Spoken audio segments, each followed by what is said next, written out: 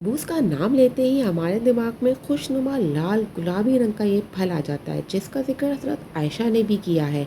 ये फल पानी से भरा होता है और बेइंतहा वज़नी होता है। इसका जूस भी पीते हैं और दूसरे फलों के साथ मिलाकर इसकी कॉकटेल भी बनाते हैं।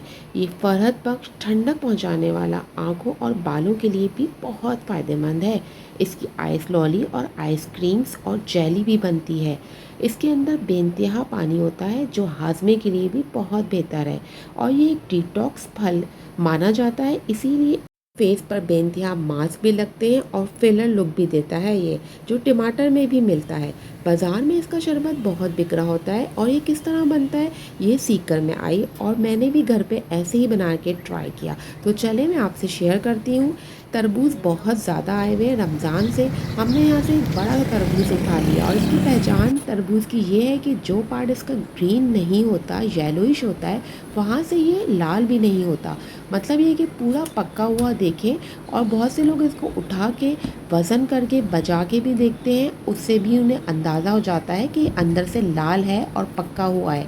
तो इसकी पहचान करना थोड़ा मुश्किल ज़रूर होता है, लेकिन अगर आपका तरबूज बहुत ज़्यादा रेड ना भी निकले तब भी जूस तो उसका बन ही जाता है। और इसको इस तरीके से काट लें, क्योंकि इसको कोई ख़ास काटने का तरीका नहीं है।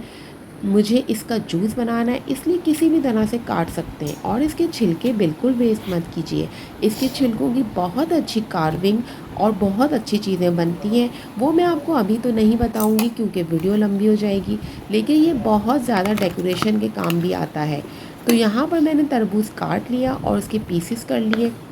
उनके पीसेस करने के बाद इसके सीड्स निकाल लें, क्योंकि सीड्स बाज़ार में तो आपको नज़र आएंगे, लेकिन घर में हम जब बना रहे हैं तो ज़रा अच्छा सा बनाएंगे। इसके अंदर उन्होंने रूह अफ़ज़ा और चीनी मिलाई थी, वो भी मैं इसके अंदर मिलाऊंगी और बहुत सारी बर्फ़ डाल के इसका अच्छा सा जूस बना लेंगे। और ये बहुत ही फ़रहत बख्श जूस होता है जो आपकी स्किन, बालों, जिल्द और सबके लिए अच्छा होता है।